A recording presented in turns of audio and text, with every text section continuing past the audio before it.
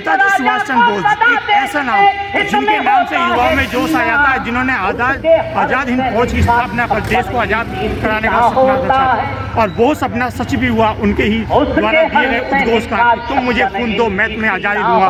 युवाओं ने उसको इस तरह से लिया कि अंग्रेजों के होश उड़ा दिए थे। लेकिन ये भी एक सच्चाई है कि वो गुमनामी के साए में, लेकिन आज भी उनको याद किया जाता है। नेताजी सुभाष चंद्र बोस की जयंती पर एक कवि सम्मेलन जिसमें कि युवाओं की संख्या ज्यादा है और युवाओं में कवि सम्मेलन का आयोजनकर्ता से पूछते हैं कि किस तरह का कार्यक्रम है। सर आपका नाम? और वैसे भी ये कहा गया है कि मैं समिति का महामंत्री हूँ और पिछले 53 वर्षों से नेताजी सुभाष जन्म दिवस समारोह समिति नेताजी के जन्म दिवस पर 23 जनवरी को कार्यक्रम आयोजित करती है। बहुत ही भव्यता से विराट रूप में कार्यक्रम आयोजित होता है। इस वर्ष इस विश्व महामारी की वजह से कार्यक्रम को हमने थोड़ा सूक्ष्म किया है।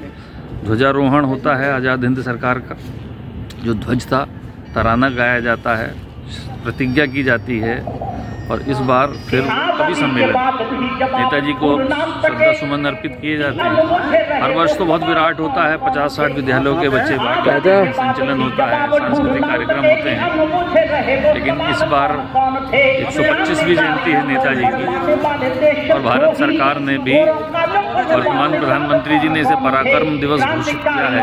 और नेताजी का जो योगदान था देश के स्वतंत्रता संग्राम में, उसको उन्होंने अपने श्रद्धा सुमन अर्पित किए हैं उनके उस योगदान के लिए।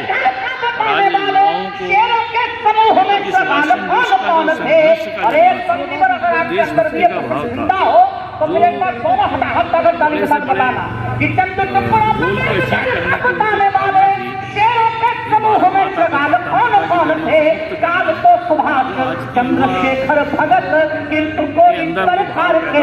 को अचीव करने की उन्हें विश्व गुरु के स्थान पर आरूढ़ जैसे कि नेताजी सुभाष चंद्र बोस के बारे में कहा जाता है हिटलर जो किसी के सामने भी नहीं आता था, वो हिटलर भी उन्होंने परीक्षा ली और नेताजी हिटलर ने भी नेताजी की बात मानी। आप युवाओं से क्या कहना चाहेंगे, क्योंकि कहा जाता है कि 1947 से पहले इस नेताजी सुभाष चंद्र बोस ने देश को आजाद कराने की नींव रखी। नेताजी सुभाष चंद्र बोस ने गदर पार्टी के समय से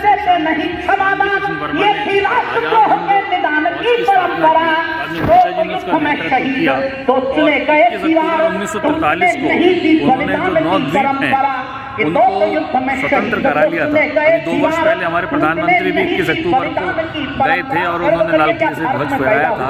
पिछले वर्ष भी वो अंडमान और उन सब देशों में गए थे, उनको नाम भी उनका परिवर्तित किया है और उस सब चीज़ों को देश ने आज स्वीकार किया है। कुछ कारणों से इतने बड़े बड़े महापुरुषों को देश ने उनको याद नहीं किया था और वो सब महापुरुष जिन्होंने देश की स्वतंत्रता में योगदान किया। रहा विषय हिटलर का, तो हिटलर एक ऐसा शब्द है कि उसके जो उससे अपने देश के लिए उसके अंदर समर्पण था, हम उसको स्वीकार करते हैं। लेकिन जो उसकी भावना समाज को दबाने की थी, उसको स्वीकार नहीं करना चाहिए। नेताजी ने संपूर्ण देश के युवाओं को एकत्रित करके आज़ाद हिंद फौज के माध्यम से, उसमें मातृशक्ति भी थी, 3000 महिलाएं स्त्रियां उनकी फौज में थी और सब युवाओं में हर विचार के लोग उनके यहाँ जो देश को स्वतंत्र कराने के लिए थे। और उन्होंने इम्फाल तक पहुँच करके, कोहिमा तक पहुँच करके वो देश की स्वतंत्रता के लिए वो लगातार चल रहे थे। अगर देश के और सेनानी भी उस समय अगर उनको सहयोग करते तो शायद हम 5 वर्ष पूर्व ही स्वतंत्र हो चुके। जैसे कि आयोजक समिति के सदस्य ने बताया कि नेताजी सुभाष चंद्र बोस ने देश को आजाद कराने की पहले ही नींव रखी। ऐसे में आज के युवाओं को नेताजी सुभाष चंद्र बोस के पदचिन्हों पर उनका अनुसरण करना चाहिए, क्योंकि नेताजी सुभाष चंद्र बोस के प्रत्येक दिन प्रत्येक पल में कहीं न कहीं युवाओं के लिए प्रेरणा छिपी है। कैमरामैन किशन सुंदर के साथ विशाल भटनागर, जनवाणी टीवी, मेरठ।